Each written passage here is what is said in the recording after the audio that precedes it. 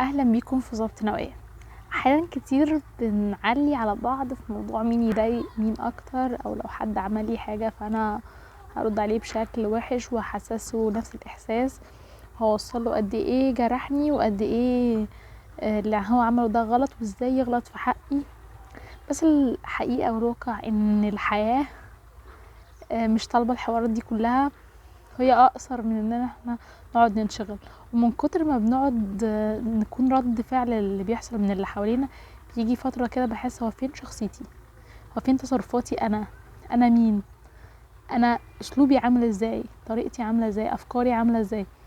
فمن كتر ان انا بتأثر قوي باللي حواليا وبكل حاجة بيعملوها، ببتدي وسايبة نفسي مع الحوار ده، فببتدي الاقي نفسي مفيش اي حاجة، انا بس رد فعل لكل حاجة، في دوشة كتير، كل واحد سايب لي شوية حوارات ودوشة جوايا في نفسيتي.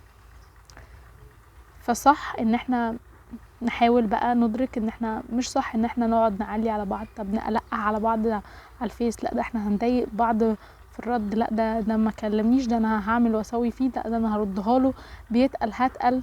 لا، لو في علاقة انت تعبان منها فابعد شوية، حط مسافة، عشان مش الحياة مش مستاهلة بجد.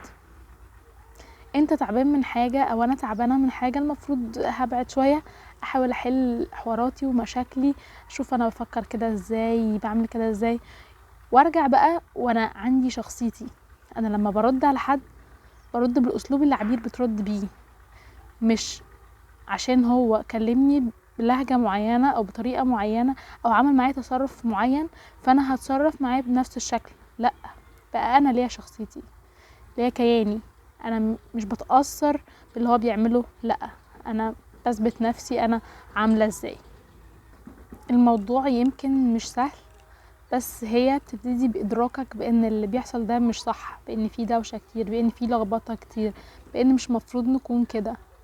وبعد ما بتعرف ان لا انا مش المفروض اكون كده، بعد ما انا فكرت كده، طيب انا هعمل ايه، انا هحاول انظم الوضع ده ازاي، هحاول يبقى عندي انا شخصيتي ازاي، احاول ادرب نفسي هرد ازاي لما حد يكلمني، طيب هفكر ازاي. طب انا فكرت في الموضوع بان انا اراقب تفكيري واراقب تصرفاتي واخلي بالي منها واحده بواحده، كل ده هيتغير بحيث ان انا اعمل شخص جديد لنفسي، اعمل كينونتي وذاتي، مبقاش مبقاش الشخص المتأثر باللي قدامي بس، لا ابقى شخص له وجود عارف يأثر.